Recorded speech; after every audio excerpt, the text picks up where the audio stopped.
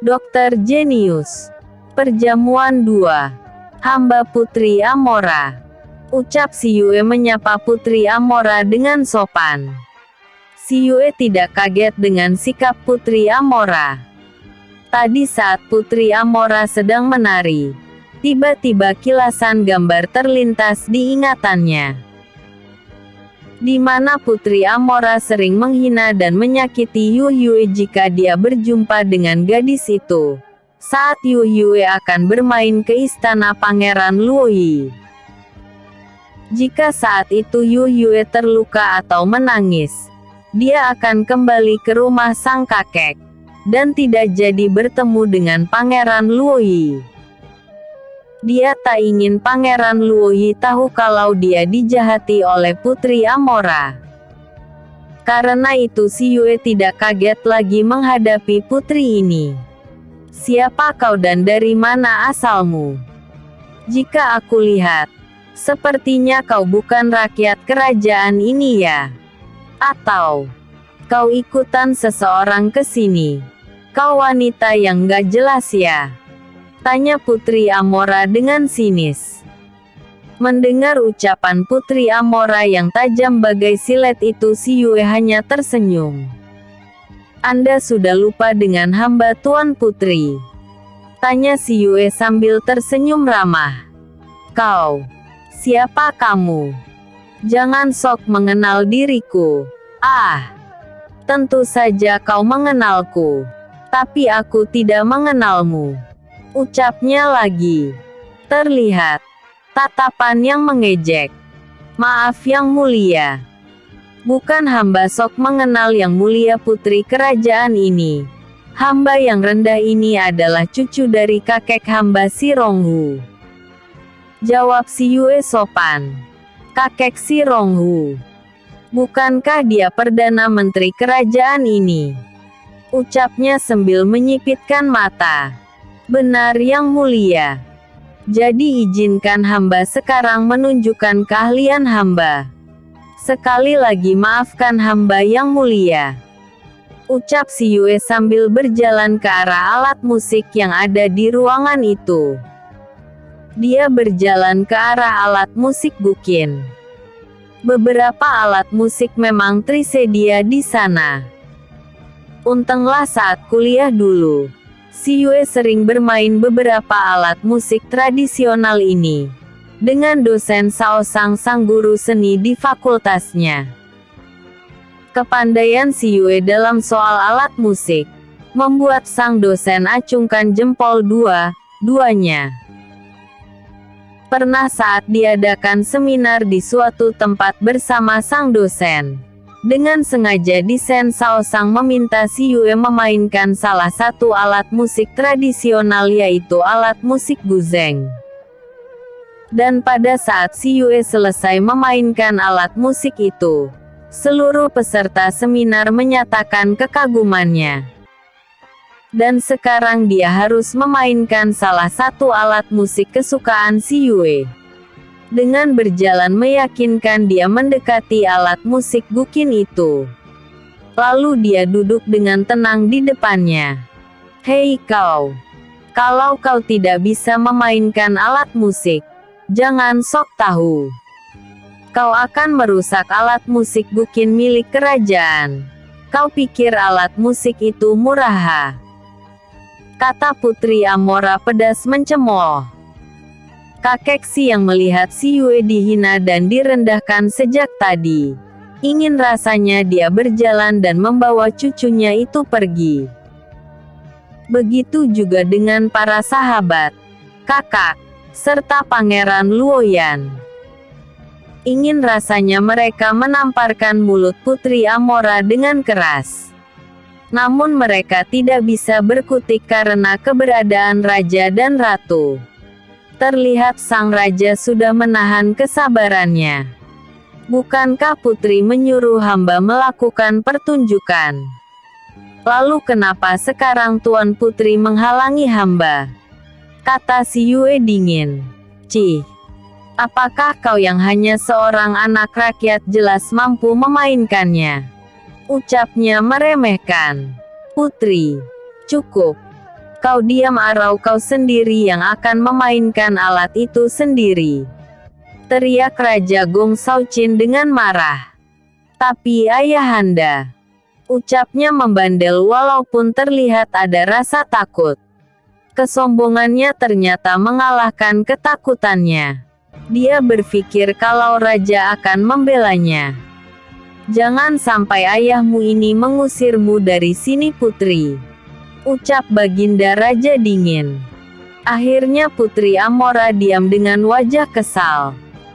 Dia melakukan semua itu hanya ingin membuat wanita yang telah mengalahkan dia dapat dia permalukan. Si Yue segera menaruh kedua tangannya di atas senar gukin. Dan perlahan dia mulai memetik senar gukin secara perlahan. Perlahan terdengar musik lembut dan syahdu mengalir dari petikan senar gukin oleh jemari lentik si Yue.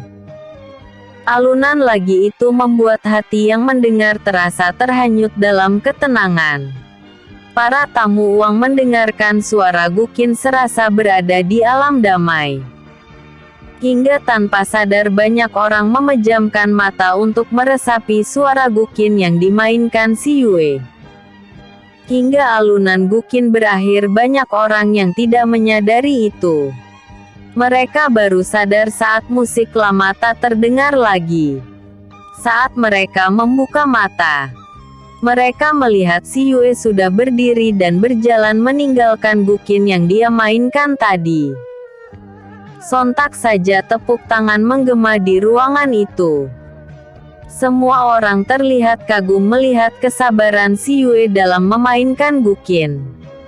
Kakek Si yang melihat kejadian itu terperangah tak percaya. Ya dewa, cucuku pandai memainkan alat musik, seru kakek Si dalam hati. Kak, lihatlah putrimu itu. Dia mempunyai kemampuan dalam segala hal. Aku tidak tahu apa yang tidak bisa dia lakukan, kata guru Yunjin dalam hati. Sialan, ternyata dia pandai sekali dalam bermain musik. Aku ingin mempermalukan dia, tapi ternyata aku malah membuat dia dikagumi semua orang. Teriak Putri Amora dalam hati. Anak ini, kenapa sekarang dia sehebat itu? Dasar putra mahkota yang bodoh. Dia membuang permata yang begitu berharga di dalam hidupnya. Dasar anak bodoh. Sekarang dia tidak akan bisa lagi memiliki gadis itu setelah apa yang sudah dia lakukan pada gadis itu, ucap Raja Gong Shaoqin dalam hati. Tidak, tidak. Aku harus mendapatkan kembali cinta Yu Yue. Kenapa aku dulu terlalu kejam padanya? Semua ini gara-gara si Olan kepara itu, seru putra mahkota dalam hati. Sedangkan si Yue sendiri setelah memberi hormat pada raja dan ratu serta para tamu, segera berjalan ke arah tempat duduknya. Tunggu. Terdengar suara menahan langkahnya. Si Yue segera berhenti dan berbalik menatap Putri Amora. Ada lagi yang Anda inginkan yang mulia, ucap si Yue lembut. Namun di dalam nada itu ada ketegasan tersembunyi.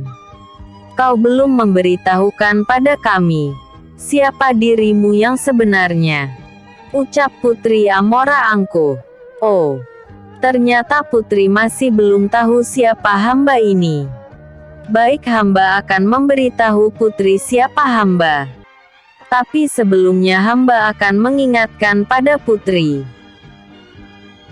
Apakah Anda masih ingat pada gadis yang Anda masukkan ke dalam lumpur kotor di belakang istana beberapa tahun yang lalu bersama pelayan Anda? Sedangkan gadis itu tidak tahu kesalahan apa yang pernah dia perbuat, atau hanya karena dia telah berpapasan dengan Anda saat dia ingin menemui sahabatnya. Walaupun gadis itu meminta ampun pada Anda tidak peduli itu. Atau masihkah Anda juga ingat gadis yang Anda aniaya beramai-ramai hingga gadis kecil itu terluka parah? Dan kalian tinggalkan Sendi di pinggir hutan. Apakah Anda masih ingat itu putri? Ucapan si Yue terputus saat suara kakek si berseru dengan nyaring. Tunggu Yue. Apakah yang kau katakan itu saat kau ditemukan oleh penduduk di pinggir hutan lindung? Dan kau terluka parah, hingga kau dalam perawatan hampir 2 bukan? Bukankah saat itu kau mengatakan kalau kau jatuh di hutan lindung karena kau tersesat? Tanya sang kakek kaget. Hutan lindung adalah hutan kecil yang tidak terlalu berbahaya karena hanya terdapat beberapa hewan berkekuatan lemah. Maaf si Yue kek. Semua itu si Yue lakukan karena si Yue takut kakek sedih dan perasaan kakek terluka. Jawab si Yue. Terlihat kemarahan di mata sang kakek. Bohong. Kau bohong. Kapan aku melakukan itu? Aku belum pernah bertemu denganmu. Kau ingin membuat namaku tercemarkan.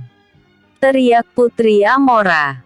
Hamba ingin mencemarkan nama Anda putri. Bukankah hamba menjawab semua pertanyaan putri? Hamba tadi sudah bilang kalau hamba cucu dari kakek si. Namun Anda masih bertanya siapa hamba. Lalu keinginan hamba yang mana? Yang ingin mencemarkan nama Anda. Untuk apa hamba harus mencemarkan nama Anda? Keirian yang mana hingga hamba harus mencemarkan nama Anda? Tanya si Yue lagi. Kau iri karena aku seorang putri. Aku putri seorang raja. Sedangkan kau hanya cicu seorang perdana menteri. Karena itu kau iri padaku. Kau ingin membuat namaku tercemar dan semua orang akan membenciku. Seru Putri Amora marah. Hamba iri pada Anda karena Anda putri Baginda Raja. Hehehe. Hamba tidak pernah menyangka kalau Anda bisa mengatakan itu. Apakah Anda pikir hamba terlalu serakah hingga ingin memiliki sesuatu yang bukan milik hamba? Hamba sudah cukup memiliki kasih sayang dari keluarga hamba. Apakah hamba begitu berani merasa iri pada Anda? Jawab si Yue. Kau! Teriak Putri Amora. Cukup. Cukup putri. Ayah tak pernah menyangka perbuatanmu sekejam itu. Dan kau masih berusaha memfitnah Yue. Apakah kasih sayang yang aku berikan padamu telah membuatmu menjadi orang gay yang egois dan kejam? Baiklah, akan kukatakan pada kalian semua, terutama kau Putri Amora. Sekarang kalian dengarkan apa yang akan aku katakan pada hari ini.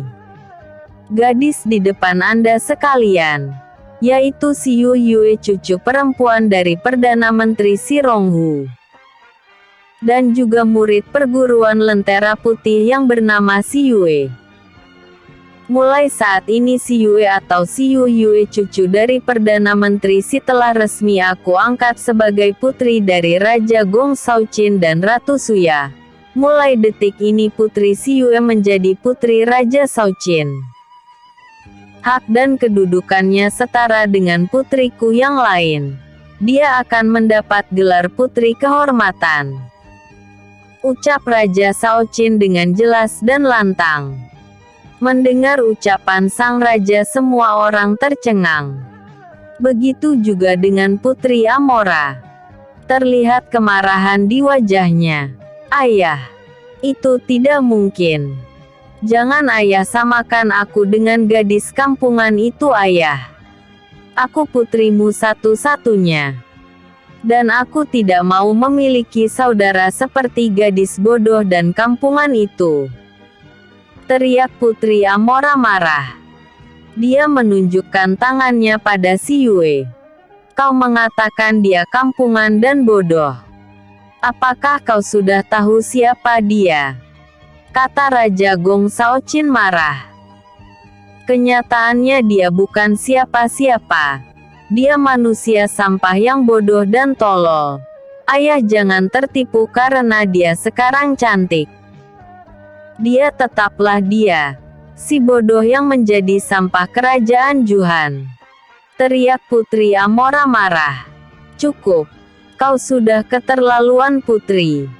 Kau tidak bisa menghormati ayahmu lagi. Kau menghina orang sesuka hatimu. Kau egois, sombong dan kejam. Seru Raja Shaoqin marah. Pengawal, tangkap Putri Amora. Kurung dia di Istana Dingin. Jangan biarkan dia keluar dari Istana Dingin sampai hukuman dijatuhkan padanya. Dia harus merenungi semua tingkah lakunya yang tak pantas.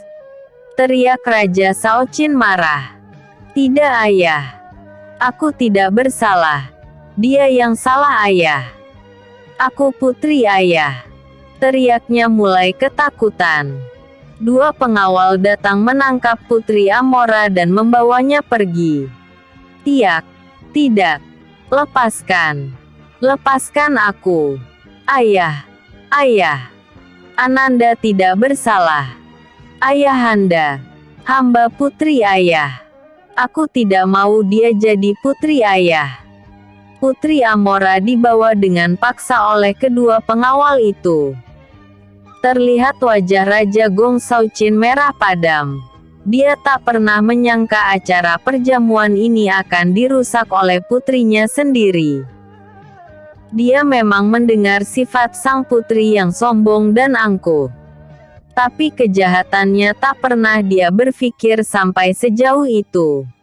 Apalagi sampai menyiksa orang yang lemah. Setelah kepergian Putri Amora, Raja menatap pada Yu Yue. Yuer, kenapa baru sekarang kau mengatakan semua ini? Tanya Raja dengan wajah sedih. Maafkan hamba yang mulia. Bukan maksud hamba mengatakan semua ini untuk menjelekkan Putri Amora. Namun kesombongan Putri Amora lah yang membuat hamba mengungkap semua ini. Jawab si Yue. Kalau begitu ayah minta maaf. Ayah harap kau tidak lagi menyembunyikan kejahatan Putri Amora dari ayah. Kata Raja dengan lembut. Hamba yang mulia.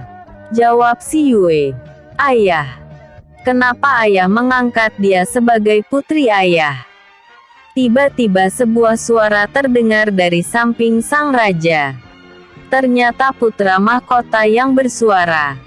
Terlihat wajahnya kecewa. Baik, akan kukatakan pada kalian mengapa aku mengangkat Putri Si Yue sebagai putri kami. Semua ini karena permintaan Pangeran ke-6. Si Yue telah menyembuhkan Pangeran Luoyi dari penyakit yang dideritanya bertahun-tahun, hingga dia tidak bisa mengolah kekuatannya. Dia tidak bisa berkultivasi. Dia menjadi orang terbodoh di kerajaan ini. Namun semua itu kini telah berakhir. Si Yue atau Yu Yue telah menyembuhkan dia dari semua penyakit yang dia derita. Para tabib dan dokter yang raja ini miliki ataupun raja datangkan untuk menyembuhkan Pangeran Luoyi tidak ada yang sanggup menyembuhkannya. Tapi Putri Yu Yue telah mampu menyembuhkannya. Dan karena dia tidak mau menerima apapun yang kami berikan sebagai hadiah atas pertolongannya pada Pangeran Luoyi, akhirnya Pangeran Luoyi ingin dia sahabatnya menjadi adik kecilnya. Dan Ratu pun setuju dengan keinginan Pangeran Luoyi. Karena itulah mulai sekarang, dia putriku. Putri angkat dari Raja Gong Shaoqin dan Ratu Suya. Adik dari Pangeran Luoyi.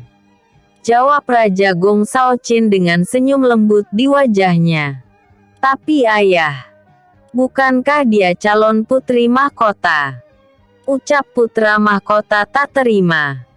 Putra mahkota, bukankah kau telah menolaknya? Sudah, jangan protes lagi. Semua sudah diputuskan, tegas Raja Gong Shaoqin. Si Yue buru-buru sujud 2 kali di depan Raja Gong Shaoqin dan Ratu Suya sebagai bakti seorang anak. Dia melakukan itu cepat-cepat karena mendengar ucapan putra mahkota. Dia tidak ingin memberi kesempatan pada putra mahkota untuk merubah keputusan sang raja. Salam hormat ayahanda, raja dan ibunda ratu kerajaan Juhan. Deru si Yue sambil bersujud di depan raja dan ratu. Bangunlah putriku. Mulai sekarang kau adalah putri kami. Ucap Raja Gong Shaoqin dengan lembut. Hamba yang mulia, jawab si Yue. Pangeran Luoyi segera bangun dari tempat duduknya dan mendekati si Yue. Bangun Yuer. Kau sekarang adalah adik dari pangeran ini. Jadi kau sekarang bukan lagi sahabatku, tapi adikku. Kau mengerti? Ucap Pangeran Luoyi lucu sambil membantu si Yue bangun. Iya, kau kakakku, jawab si Yue. Tentu saja, ulah Pangeran Luoyi, dan si Yue membuat para tamu tersenyum lucu. Melihat dan mendengar pengumuman itu, banyak para gadis yang iri pada si Yue. Mereka iri dengan keberuntungan si Yue. Namun mereka juga menyadari keberhasilan si Yue saat ini bukan hanya karena keberuntungan, tetapi kemampuannya menjadi yang terbaik. Ada yang iri, ada yang kagum, dan ada juga yang bangga. Namun bagi putra mahkota sendiri, merupakan suatu kekecewaan di dalam hidupnya. Penyesalan dan kekecewaan melanda hatinya. Ada kemarahan di dalam hatinya. Namun semua telah terjadi. Tapi tidak. Aku tidak akan pernah menyerah. Aku akan merebut hati Yu Yue lagi. Ucapnya dalam hati. Namun tanpa disadari siapapun, Pangeran Sang terlihat wajahnya berubah-ubah saat dia tahu siapa sebenarnya gadis cantik yang hadir di perjamuan hari ini. Ternyata inilah teka-teki yang selalu membuatku bingung dengan reaksi tubuhku terhadap senyum dan tatapan si Yue. Ternyata dia seorang gadis. Benar saja, hatiku berdebar saat melihat senyum di bibirnya. Tatapan mata yang begitu jernih dan dalam. Ya dewasa. Kenapa baru sekarang tubuhku bereaksi seperti ini? Ucapnya dalam hati. Sebab sejak kecil sampai dia sedewasa ini, hatinya tidak pernah merasakan ketertarikan pada seorang gadis. Baru sekaranglah dia merasakan perasaan itu. Dulu saat dia tahu kalau putra mahkota telah ditunangkan, dia melihat Yu Yue hanya sekali saat hari pertunangan. Itu pun hanya sekilas. Tapi dia tahu hubungan putra mahkota dengan Siolan. Dan dia pun tahu tingkah laku Siolan di belakang putra mahkota. Sedangkan si Yue segera kembali ke tempat duduknya bersama Pangeran Luoyi. Acara pun berlanjut dengan pemberian hadiah bagi para pemenang. Dan juara pertama untuk setiap cabang perlombaan dimenangkan oleh si Yue. Melihat semua itu, mereka yang merasa iri pada Yu Yue tak bisa berbicara lagi. Namun saat pemenang kedua dalam lomba alkemia diminta untuk maju ke depan, perguruan pedang perak hanya bisa mewakili mengambil hadiah karena sang juara dikatakan sedang sakit. Namun entah siapa yang membawa berita. Tiba-tiba berita tentang semua yang terjadi di keluarga Nalan tersebar di dalam istana. Berita itu menyebar dengan cepat. Tentang penyakit Tuan Nalan Yoja dan istrinya. Tentang penyakit Lan Kuayin. Juga tentang aib Siolan yang tidur dengan pengawalnya. Semua itu sampai ke telinga raja, ratu dan semua keluarga kerajaan. Terlihat wajah putra mahkota semakin hitam. Saat berita itu beredar, para tamu dan keluarga kerajaan sedang makan bersama. Putra mahkota, gadis seperti itukah yang kau pilih? Kau buang berlian terindah, dan kau pilih sampah, ucap sang bunda yang duduk di sebelah putra mahkota. Pangeran Wi hanya bisa diam seribu basah. Kau lukai perasaan gadis lugu itu. Kau lukai hatinya hingga dia tak mampu lagi dan tak ingin memaafkan dirimu. Kau buat dia sekarat dalam koma, hingga ajal hampir mengambil nyawanya. Putraku, demi gadis sampah seperti itukah kau membuang wanita sebaik Putri Yu Yue? Ucap sang ibu dengan pelan namun sangat menyakitkan. Tidak ada seorang pun yang mendengar ucapan Ratu Suya. Sebab mereka hanya duduk berdua agak jauh dari keluarga. Bunda, kau tahu semua itu? Tanya putra mahkota terkejut. Iya, aku tahu semuanya yang mulia, jawab sang ibu. Terlihat kekecewaan dan kesedihan di mata dan wajah sang bunda. Dari mana ibu tahu? Apakah gadis itu menceritakan semua ini pada ibu? Tanya putra mahkota. Apakah itu semua penting untukmu yang mulia? Bunda sangat kecewa padamu. Kau tahu bukan? Sejak dulu bunda sangat menyayangi gadis itu. Gadis yang memiliki sifat baik, anggun, serta cantik walau dianggap semua orang gadis itu sampah. Namun bunda tetap menyayangi dia. Karena bunda tahu, di balik kebodohannya, bunda merasakan kepintaran otaknya. Untuk itulah saat ayahandamu berkeinginan menjodohkan dia denganmu, bunda sangat setuju. Bunda dan ayahanda berpikir kalau kau juga setuju saat kau diam saja ketika kami tanya. Nyatanya tidak. Kau malah membuat dia menderita dan terluka. Andai saja kami tahu sejak awal, ibu tak akan pernah setuju menjodohkan dia dengan dirimu putraku. Ucap Ratu Suya dengan wajah sedih. Tanpa dia sadari air mata menetes di pipinya. Melihat semua itu, putra mahkota merasakan hatinya bagai terkoyak. Bunda, Nanda menyesal. Apakah sekarang Nanda bisa memiliki cinta gadis itu lagi? Tanya putra mahkota. Semua sudah terlambat anakku. Luka di hati gadis itu sudah terlalu dalam. Mereka yang telah kau suruh menyiksanya telah membuat dia koma, dan menghilangkan cinta yang ada di hatinya untukmu. Bukan hanya luka di tubuhnya saja yang dia dapatkan, tapi luka di hatinya sangat parah. Dan itu tak akan mungkin tersembuhkan putraku. Ucap Ratu dengan sedih. Putra mahkota mendengar semuanya hanya bisa tertunduk sedih. Dia menatap ke arah Si Yue dan Pangeran Luoyi yang sedang bercanda dan berbicara dengan teman-temannya. Ada rasa iri di hati putra mahkota ketika melihat Pangeran Luoyi begitu akrab dengan Si Yue.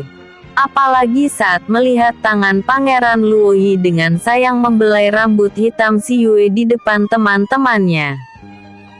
Mereka terlihat tertawa bahagia. Tanpa disadari oleh ratu dan putra mahkota, terlihat Pangeran Sang sedang mendengarkan pembicaraan putra mahkota dengan ratu. Ternyata kau bertindak sejauh itu putra mahkota. Dan sekarang kau ingin kembali pada gadis yang telah kau sakiti sampai seperti itu. Demi wanita yang tidak berharga, kau buang berlian indah di tanganmu. Karena ingin lepas dari muka Yu Yue menyamar menjadi seorang pria. CK bodoh sekali. Kenapa matamu buta? Kau yang begitu pandai, telah ditipu oleh Siolan bertahun-tahun. Dasar bodoh, ucap Pangeran Sang dengan wajah kesal. Dia berjalan ke arah Pangeran Luoyi dan Si Yue yang sedang berbicara dengan teman seperguruan dan para guru. Melihat kedatangan Pangeran Sang, Pangeran Luoyi tertawa sambil berkata, "Kak Sang, kau kesini juga?" Ucap Pangeran Luoyi menyapa sang kakak. "Kau pikir hanya kamu yang bisa berkumpul di sini?" Jawab Pangeran Sang sambil mengusap rambut panjang Pangeran Luoyi. "Aku pikir kau berkumpul dengan keluarga," kata Pangeran Luoyi.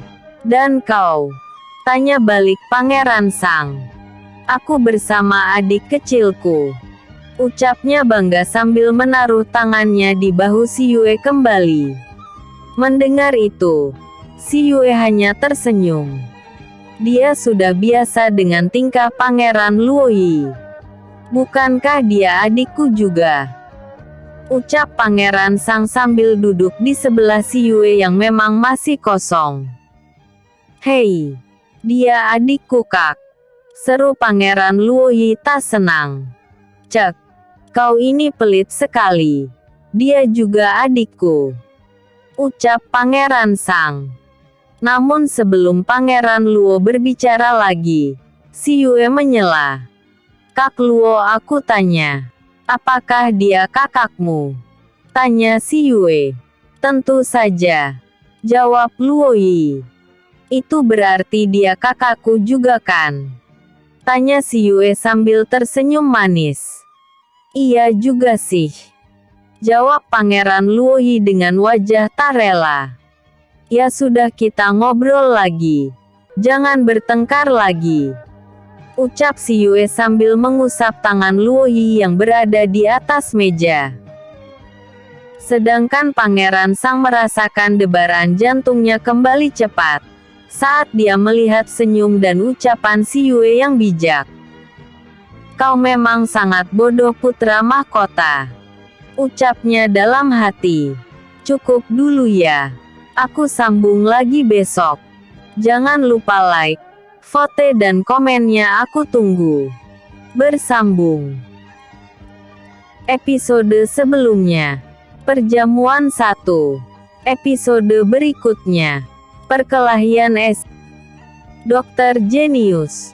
Perkelahian SIYUE. "Ya sudah, kita ngobrol lagi. Jangan bertengkar lagi," ucap Si Yue sambil mengusap tangan Luoyi yang berada di atas meja. Sedangkan Pangeran Sang merasakan debaran jantungnya kembali cepat saat dia melihat senyum dan ucapan Si Yue yang bijak. "Kau memang sangat bodoh putra mahkota," ucapnya dalam hati. Dia tidak bisa mengerti dengan sifat putra mahkota. Dia sayang dengan sang kakak yang beda umur hanya 1 tahun lebih darinya itu. Namun kebodohan yang dia lakukan membuatnya kesal. Hanya karena gadis yang dicalonkan sebagai calon putri mahkota tidak sepandai yang dia harapkan, dan terkenal sampah masyarakat. Dia membuang dan menyakitinya. Kenapa harus disakiti dan diabaikan? Jika mendengar ucapan Ibunda Ratu tadi, putra mahkota juga dengan tega menyiksa tubuh dan jiwa gadis polos itu. Dia juga mendengar kalau gadis ini dulu sangat tengil gila dan sangat mencintai putra mahkota. Pangeran Sang melirik Si Yue yang sedang berbicara dan bercanda dengan Pangeran Luoyi. Pangeran Sang merasa iri melihat kedekatan Si Yue dan Pangeran Luoyi. Namun dia sadar kalau sejak kecil Pangeran Luoyi memang sangat dekat dengan Yu Yue. Hubungan mereka bagai kakak dan adik.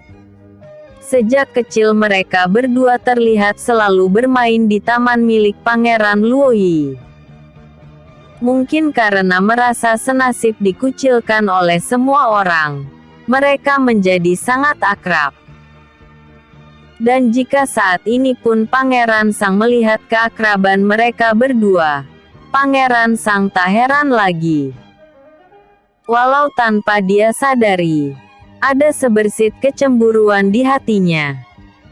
Akhirnya siang hari setelah acara menikmati makanan yang disajikan oleh kerajaan, raja dan keluarga kerajaan mengundurkan diri.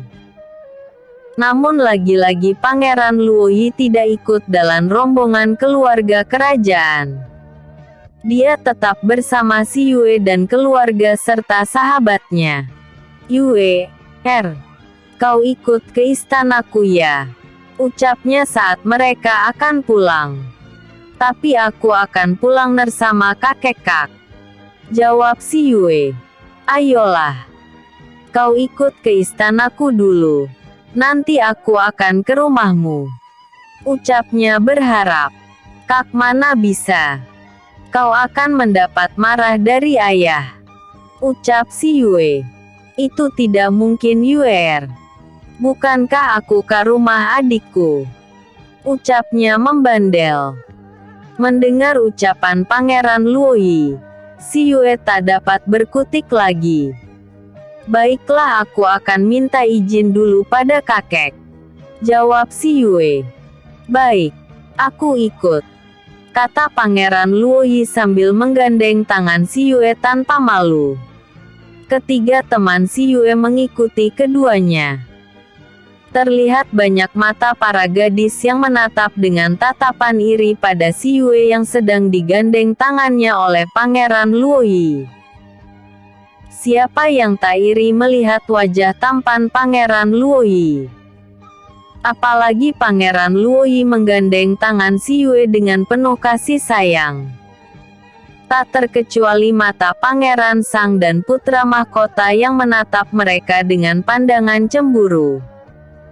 Mereka mencari keberadaan kakek si.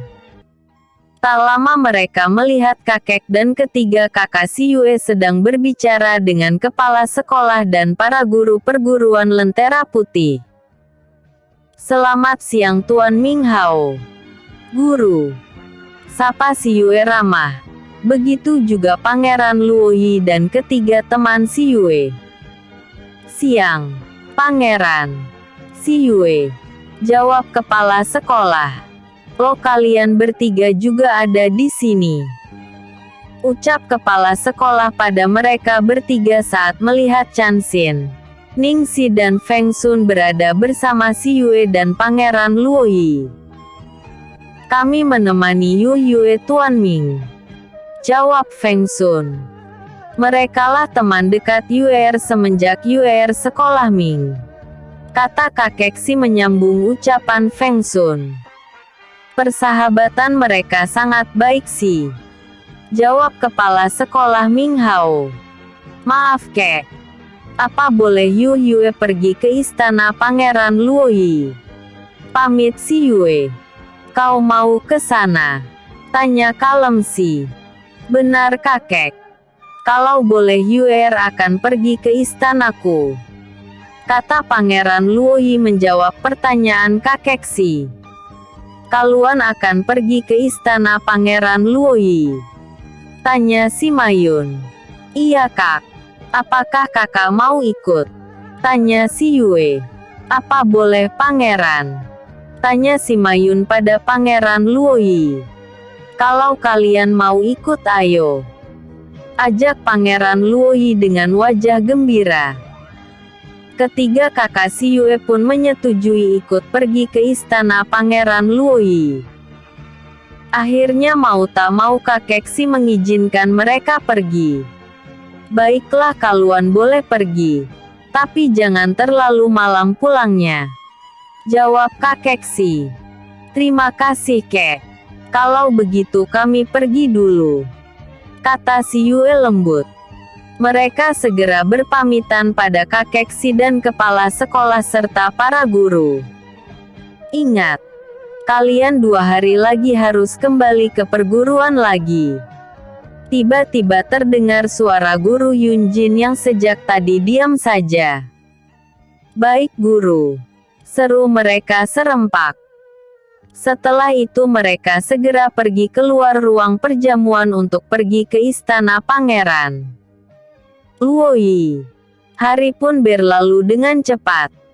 Hari-hari di dalam perguruan berjalan dengan semestinya. Tak terasa 3 bulan sudah mereka menjalani hidup sebagai siswa perguruan Lentera Putih setelah turnamen di istana. Sekembalinya si Yue di perguruan setelah turnamen, membuat nama gadis itu menjadi terkenal. Karena prestasinya mengharumkan nama perguruan. Namun yang membuat sedih si Yue saat dia kembali ke perguruan yaitu Guru Yunjin yang dia sayangi tiba-tiba pergi dari perguruan entah karena apa dan kemana. Dia hanya meninggalkan batu giok berwarna hijau tua berbentuk bintang dengan ukiran sebuah nama Sima dari tinta emas dan di sudut bintang ada ukiran bunga mawar kecil. Benda itu diserahkan oleh kepala seolah Ming Hao. Kejadian itu sempat membuat si Yue sedih. Untunglah dia mendapatkan banyak tugas dari perguruan yang membuat si Yue melupakan sang guru. Dia juga memiliki tugas dari rumah untuk mengisi toko obat milik sang kakek di sela-sela tugas dari perguruan, walaupun sang kakek sudah melarangnya. Si Yue dengan senang hati mencari tanaman obat atau hewan roh untuk mengisi toko sang kakek. Dan dengan kemampuan si Yue menaklukkan hewan roh, serta keahlian si Yue memurnikan alikir, membuat toko kakek si terkenal di kota kerajaan Juhan. Banyak pelanggan yang datang ke toko milik keluarga Si. Semua itu membuat keluarga Nalan sangat marah. Sebab semenjak peristiwa yang terjadi di keluarga Nalan beberapa bulan yang lalu, toko obat ataupun toko hewan kontraknya milik mereka semakin menurun penghasilannya. Apalagi obat di toko milik kakek Si lebih murah daripada toko milik keluarga Nalan. Hingga suatu hari saat si Yue dan kawan-kawan sedang pergi ke rumah sang kakek, tiba-tiba mereka bertemu dengan 3 orang pria dan seorang wanita yang terlihat sedang berjalan dengan congkaknya. Mereka berjalan sambil mengganggu para penduduk. Mereka menghina dan memukuli mereka tanpa sebab dan tidak bersalah. Cek. Dasar sampah tak berguna. Membuat orang merasa jijik saja. Ucap salah satu pemuda itu sambil menendang pedagang tua yang kebetulan berada di dekat mereka. Cih. Kenapa kita harus mendapatkan tugas datang kemari sih, Kak? Kata yang lain. Kalau bukan karena perintah guru, mana mungkin aku mau datang ke daerah rendah dan kotor seperti ini? Ucapnya sombong seorang pemuda tampan dan angkuh. Senior, apakah buah beri red memang ada di sini? Tanya gadis yang berada di antara mereka dengan wajah kesal. Kata guru. Beliau mendengar kalau buah itu berada di alam bawah ini dan sekarang buah itu diperkirakan sudah masak. Ucap pria sombong tadi.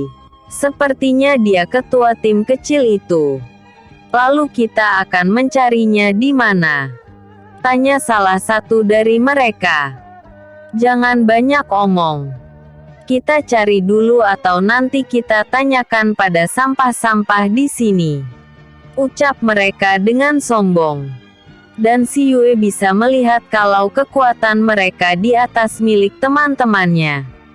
Dan kejadian itu tidak terlalu jauh dari rumah kakek si Yue. Mendengar ucapan mereka, Chan Xin terlihat sangat marah. Siapa mereka? Kenapa sombong sekali? Kata Chan Xin dengan marah. Entahlah.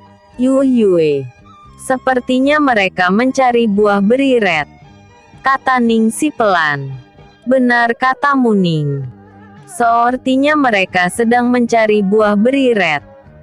Tapi kalian harus tahu, kekuatan mereka berada di alam menengah tingkat 7 dan 8. Sedang pria sombong itu, dia ada di alam inti awal. Kata si Yue pelan. Apa? Tingkat kaisar dan tingkat inti? Tanya Chan Xin kaget. Iya, jawab si Yue. Karena itukah mereka terlihat sangat sombong dan arogan hingga menghina orang? Kata Ningsi dengan kesal. Sepertinya mereka bukan rakyat sini. Kata Feng Sun. Aku juga berpikir demikian Feng. Kata si Yue. Terlihat mereka semakin arogan dan sombong pada para penduduk. Akhirnya Chan Xin tidak tahan lagi dan nekat mendekati mereka. Hei kalian! Jangan mentang-mentang kalian kuat. Kalian dengan seenaknya menyakiti orang yang lebih lemah dari kalian. Teriak Chan Xin yang sudah tidak tahan lagi. Dia segera berjalan ke arah mereka. Si Yue dan kedua temannya pun kaget. Melihat Chan Xin mendatangi bahaya, mereka segera mengikuti Chan Xin berjalan ke arah mereka berempat. Cek, siapa mereka? Ada juga sampah yang berani mendekati kita. Atau mereka sudah bosan hidup? Kata salah satu dari mereka. Hahaha. Kau berani juga manusia bodoh. Teriak salah satu dari mereka. Apa yang harus kami takutkan? Apakah manusia-manusia sombong seperti kalian ini patut kami takuti? Seru Chan Xin dengan marah. Manusia bodoh dan rendah. Apakah kalian tahu? Kalian ini sedang berhadapan dengan siapa? Teriak salah satu dari mereka. Tak peduli siapa kalian. Kami muak dengan tingkah kalian. Sekarang pergilah. Kami tidak ingin melihat kesombongan kalian lagi. Seru Chan Xin marah. Terlihat keempatnya mulai marah. Dasar sampah bodoh. Ternyata kau ingin dihajar. Ternyata kalian sudah bosan hidup. Teriak wanita yang ada di antara mereka sambil berjalan ke depan. Kalian terlalu sombong. Ucap Chan Xin. Kak, biarkan aku menghajar mereka. Ucap gadis itu dengan sombong. Lakukan. Jawab pria sombong tadi yang memiliki kekuatan ada di alam inti awal. Dan tanpa basa-basi lagi, wanita itu segera menyerang Chan Xin. Maka terjadilah berkelahi yang tak seimbang di antara Chan Xin dan wanita itu. Akhirnya Chan Xin yang memiliki kekuatan di alam menengah itu pun jatuh terluka dan memuntahkan darah dari mulutnya. Namun wanita itu masih ingin menyerang Chan Xin yang sudah terluka. Melihat kejadian itu si Yue segera ingin maju ke depan. Namun tindakannya didahului Feng Sun. Feng Sun segera menyerang gadis itu yang ingin kembali menendang tubuh Chan Xin yang sudah terluka. Dan akhirnya perkelahian antara Feng Sun dan gadis itu terjadi juga. Perkelahian itu berlanjut dengan seru. Kekuatan Feng Sun terlihat seimbang. Namun sebenarnya kekuatan gadis itu lebih tinggi dari Feng Sun. Entah karena sudah kelelahan karena perkelahian dia dengan Chan Xin. Akhirnya gadis itu jatuh. Melihat sang teman jatuh dan terluka, salah satu dari pria itu maju menendang Feng Sun. Feng Sun terlempar jatuh menabrak dinding pagar rumah. Namun Feng Sun segera cepat bangun. Dasar sampah. Berani sekali kau menyakiti saudara kami. Maka terimalah kematianmu. Teriaknya marah. Pria itu pun kembali menyerang Feng Sun dengan ganas. Namun terlihat sekali kalau tingkat kekuatan mereka tidak sama. Berkali-kali Feng Sun mendapatkan pukulan yang mengakibatkan dia terluka cukup parah. Dan saat sebuah pukulan jarak jauh akan membunuh Feng Sun, Si Yue pun tak tinggal diam. Dia segera menahan serang itu. Dengan mengerahkan tenaga jarak jauh, maka terdengar ledakan keras di udara. Terlihat pria itu terjatuh dan mengeluarkan darah dari mulutnya. Dia bukan lawanmu, sobat, kata Si Yue marah. Ah, ternyata ada yang berani juga melawan kita, kakak, ucap pria itu sambil berdiri dengan agak limbung. Ning, beri mereka berdua obat ini, kata Si Yue sambil memberikan botol giok pada Ningsi yang terlihat bengong melihat kejadian itu. Ningsi tergagap mendengar suara Si Yue. Dia segera sadar dan berjalan ke arah Si Yue. Baik Yue, hati-hati menghadapi mereka, ucapnya pelan dengan perasaan cemas dan was-was. Baik, jangan khawatirkan itu, jawab Si Yue. Si Yue segera menghadapi pria yang kini telah berdiri dengah tegap. Ternyata kau lumayan juga brengsek. Tapi jangan bangga dulu. Tadi aku terlalu meremehkanmu, ucapnya dengan wajah sinis. Kita buktikan saja perkataanmu, jawab Si Yue dingin. Jangan sombong, bocah ingusan. Sampah seperti kalian ini memang perlu mendapatkan pelajaran, ucapnya angkuh. Jangan banyak omong. Kini lawan aku, kata Si Yue sambil menatap pria itu tajam. Sombong, dasar manusia sampah. Terimalah kematianmu, teriaknya marah. Si Yue yang ingin segera mengakhiri perkelahian mereka karena ingin segera merawat sahabat-sahabatnya segera menyerang dengan cepat. Dan beberapa waktu kemudian, pria itu pun roboh tak sadarkan diri. Melihat sang teman roboh, pria yang lain segera menyerang Si Yue dengan senjata. Tentu saja Si Yue kaget. Untung saja dia hati-hati. Si Yue segera menggunakan cambuk cahayanya. Melihat cambuk yang berupa cahaya, pria itu tertawa. Kau ingin membuat lelucon manusia bodoh, serunya mengejek. Kau bisa melihat apakah aku membuat lelucon atau tidak. Nanti kau bisa tahu dan merasakan sendiri akibatnya, jawab Si Yue dingin. Dia segera menyerang orang itu dengan kekuatannya. Maka terjadilah kembali perkelahian antara Si Yue dan pria itu. Si Yue tak tanggung-tanggung lagi dalam penyerangannya. Tak butuh waktu lama, akhirnya pria itu pun tumbang. Melihat satu persatu teman-temannya jatuh, terlihat pria yang sepertinya pemimpin dari mereka sangat marah. Dia segera mengeluarkan pedangnya yang mengeluarkan cahaya merah. Brengsek, ternyata kau kuat juga. Aku tak mengira kalau di alam bawah ini ada juga yang kemampuannya cukup tinggi, ucapnya sombong. Jangan menghina kami. Bukan hanya kalian saja yang memiliki kekuatan, kata Si Yue dingin. Sombong. Memiliki ilmu seperti itu saja kau menjadi sombong. Jangan besar kepala kau, anak muda. Kau telah melukai teman-temanku. Karena itu terima kasih kematianmu, serunya dengan marah. Dia segera menyerang Si Yue dengan gerakan cepat. Dan kembali perkelahian terjadi lagi dengan lebih seru. Karena kecepatan gerakan yang mereka lakukan, maka hanya cahaya putih dan merah yang terlihat di udara.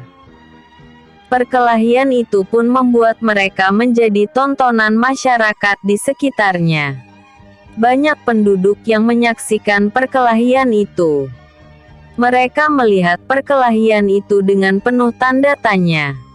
Siapa yang sedang berkelahi dengan cucu dari Perdana Menteri Xi, yang terkenal dengan kejeniusannya itu? Batin mereka. Terdengar suara keras ataupun ledakan yang dihasilkan oleh pertemuan pedang pria itu dengan cambuk milik Xi Yue, ataupun tenaga dalam mereka berdua. Semua itu mengakibatkan masyarakat yang melihat perkelahian itu pun segera menjauh dari tempat itu. Mereka hanya berani melihat dari jarak jauh, karena mereka takut terkena serangan kekuatan Xi Yue dengan orang asing itu. Cukup lama perkelahian mereka, dan akhirnya dengan susah payah Xi Yue bisa mengalahkan pria itu. Saat pria itu menerima cambukan dari cambuk sinar milik Xi Yue untuk kesekian kalinya, akhirnya pria itu pun jatuh. Dia mengalami luka yang cukup parah di dadanya. Mungkin karena merasa tempat tinggal mereka cukup jauh, pria itu segera membawa teman-temannya pergi. Mereka berjalan dengan susah payah meninggalkan tempat itu. Sebenarnya Xi Yue pun telah terluka. Ketika pria itu telah pergi jauh, Xi Yue terduduk dan memuntahkan darah dari mulutnya. "Wajahmu pucat pasi, Xi Yue!" teriak Ningxi dan kedua temannya secara bersamaan. Melihat Xi Yue memuntahkan darah dari mulutnya dan berwajah pucat, mereka segera berlari ke arah Xi Yue.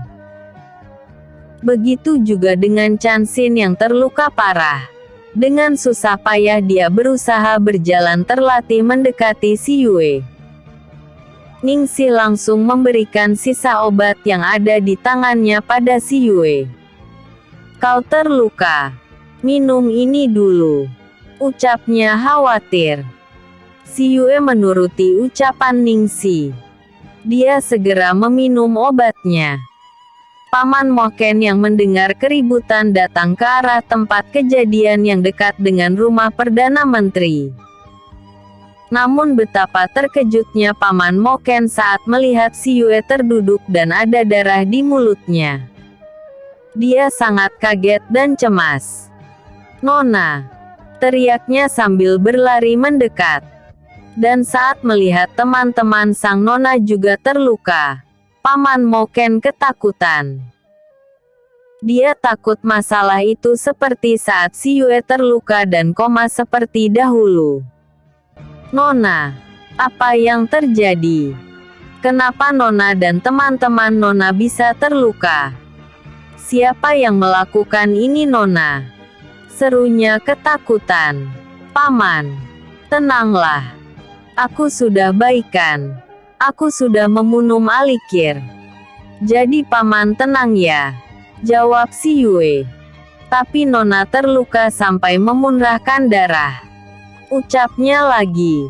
"Tidak masalah. Aku sudah baikan kok. Lebih baik Paman membawa teman-teman Yu Yue ke rumah," jawab Xi Yue. Mendengar ucapan Xi Yue, dia segera menyuruh penjaga yang tadi mengikuti dirinya untuk membawa teman-teman sang nona. Sedangkan dia sendiri membantu memapa Xi Yue berjalan ke arah rumah sang kakek. Mereka segera kembali ke rumah kakek Xi. Kakek Xi yang saat itu ada di istana tidak mengetahui kejadian itu. Saat dia dalam perjalanan kembali pulang, dia mendengar perkelahian itu. Namun dia tidak tahu siapa yang telah berkelahi dan dia tidak menyangka kalau cucunya lah yang telah berkelahi. Ketika sampai di rumah, betapa terkejutnya dia saat melihat Xi Yue terbaring di aras ranjangnya. Dan kedua teman Xi Yue terluka. "Ada apa dengan Munak?" seru Tuan Si Ronghu dengan wajah cemas. "Jangan takut kek. Aku tidak apa kok," kata Xi Yue menghibur. "Apanya yang tidak apa-apa? Wajahmu pucat seperti itu. Kau bilang tidak apa-apa. Apakah perkelahian yang aku dengar di jalan itu kalian?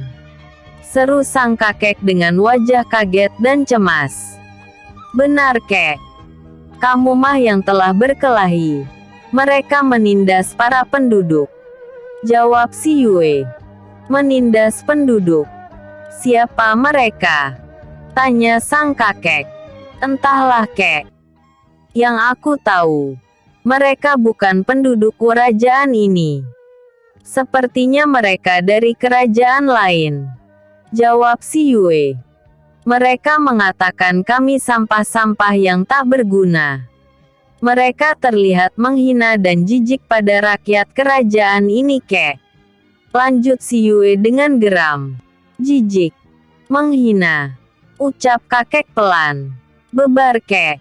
Jawan siur. Tak lama terlihat wajah kakek si kaget. Namun dia segera berusaha tenang kembali. Apakah mereka datang ke dunia bawah ini? Untuk apa mereka datang? Ataukah mereka mengetahui keberadaanku? Ucap kakek si dengan cemas dalam hati. Udahan dulu ya. Aku lanjut besok kembali. Maaf aku terlambat update. Jangan lupa like, vote, dan komennya aku tunggu. Bersambung. Episode sebelumnya. Perjamuan 2. Episode berikutnya. Hilangnya kakek si.